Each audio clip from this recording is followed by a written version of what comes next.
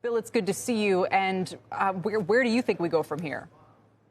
Well, we're not just looking at the front month wheat, but we're looking down the curve. And one of the interesting things that took place today is while the May contract, which is front month, is lock limit higher for the fifth straight day, we're seeing the July contract come off that lock limit. That does start to say that some of this is getting maybe exhausted to the upside, but we'll see how things in the news flow are coming out of the weekend. And the other commodities that are close to wheat, looking at like corn and soybeans, those actually turned negative on the session, corn for a brief period of time. And I'm not exactly sure actually soybeans closing right now, but I think in the negative as well. Yeah, so obviously after the huge spikes we've seen, they're going to be consolidating somewhat. But consolidating where? What's the ripple effect of this going to be? That's a really great question because, when you get a move like this, obviously there's a lot of people trying to chase it. And, you mentioned the ETFs a little bit ago as well, and the volume flow into some of these ETFs. That wheat ETF averages about 300,000 volume shares traded on a daily basis.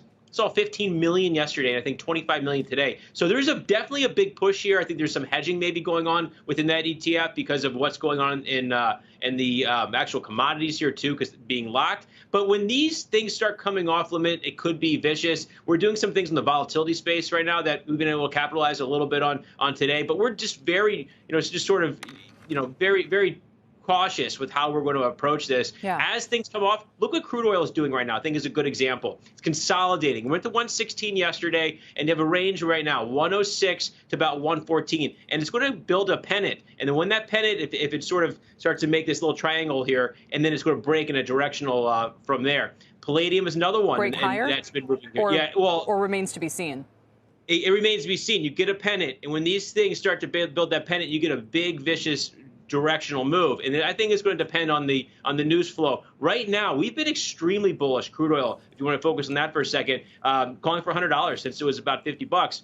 At this point, I do think that it is a little exhausted to the upside. However, the Pioneer Natural Resources CEO just moments ago said if they start sanctioning Russian oil, you could see $150 to $200 oil. And I do not doubt that either. I mean, look at palladium today. Russia's the #1 producer in palladium.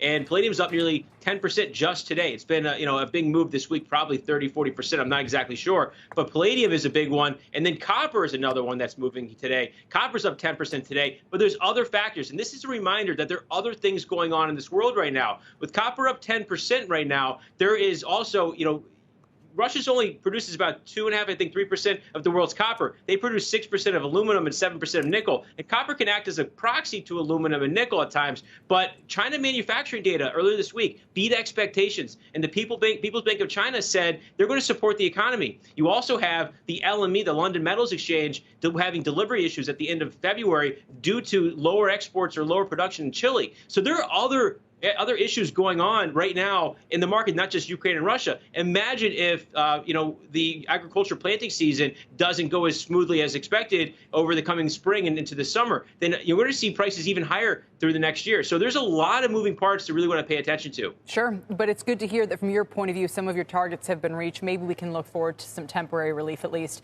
Bill, good to see you. Thank you so much.